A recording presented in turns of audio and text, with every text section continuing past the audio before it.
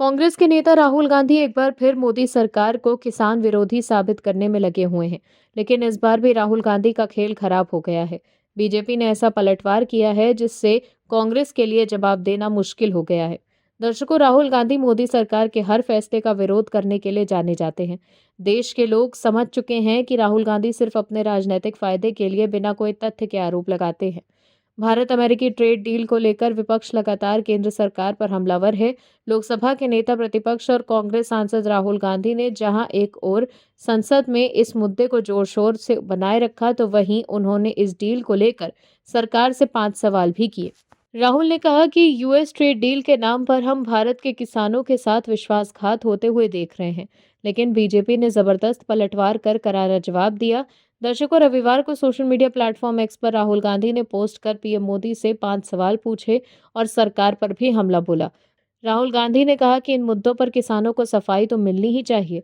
उन्होंने कहा कि ये सिर्फ आज की बात नहीं है, ये भविष्य की भी बात है। क्या हम किसी दूसरे देश को भारत की कृषि उद्योग पर लंबे समय की पकड़ बनाने दे रहे हैं? राहुल गांधी ने भारत और अमेरिका के बीच व्यापार डील को लेकर संसद में भी सवाल उठाया था। उन्होंने आरोप लगाया कि इस ट्रेड डील में सरकार ने किसानों की मेहनत और खून पसीने को बेच दिया है। उन्होंने ऐसा इसीलिए किया क्योंकि वो दबाव में है। उन्होंने सरकार पर संसद में बोलने से रोकने का भी आरोप लगाया। राहुल गांधी ने सरकार पर आरोप लगाते हुए कहा था कि सरकार घबराई हुई है। जो ट्रेड डील 4 महीने से रुकी हुई थी, उसमें कुछ बदला नहीं और ट्रेड डील को साइन कर लिया गया। इसके पीछे क्या कारण हैं जिन्हें वो स्वयं और प्रधानमंत्री जानते हैं। राहुल गांधी ने कहा था कि केंद्र सरकार पर भयंकर प्रेशर है। उनकी इमेज का जो गुब्बारा है, जिसे हजारों करोड़ रुपए खर्च कर बनाया गया था, वो फूट सकता है। वहीं अब केंद्रीय गृह मंत्री अमित शाह ने जबरदस्त पलटवार किया। केंद्रीय गृह मंत्री अमित शाह ने कांग्रेस और उसके नेता राहुल गांधी पर अमेरिका, ब्रिटेन और यूरोपीय संघ के साथ भारत के व्यापार समझौतों को लेकर झूठ फैलाने और किसानों को गुमराह करने का आरोप लगाया। उन्होंने जोर देकर कहा कि सरकार ने देश के कृषि और दुग्ध क्षेत्र को पूरी तरह से सुरक्षित रखा है। उन्होंने विपक्षी दल के इस आरोप को हास्यास्पद बताया कि व्यापार समझौते भारतीय किसानों को नुकसान पहुंचाएंगे।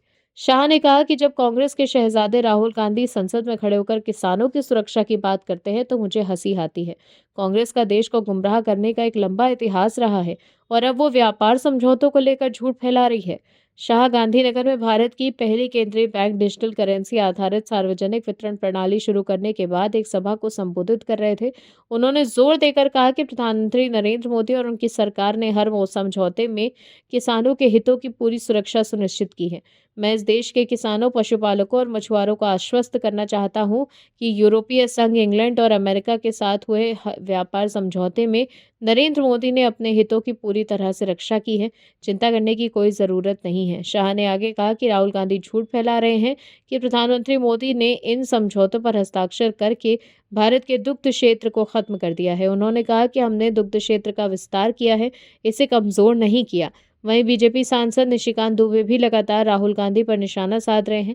निशिकांत दुबे ने एक्स पर पोस्ट कर लिखा है कि कांग्रेस और नेहरू गांधी परिवार से अपने आप को राजनीतिक लाभ पहुंचाने के लिए हमने देश को गुमराह किया और देश की जनता के साथ विश्वासघात किया है।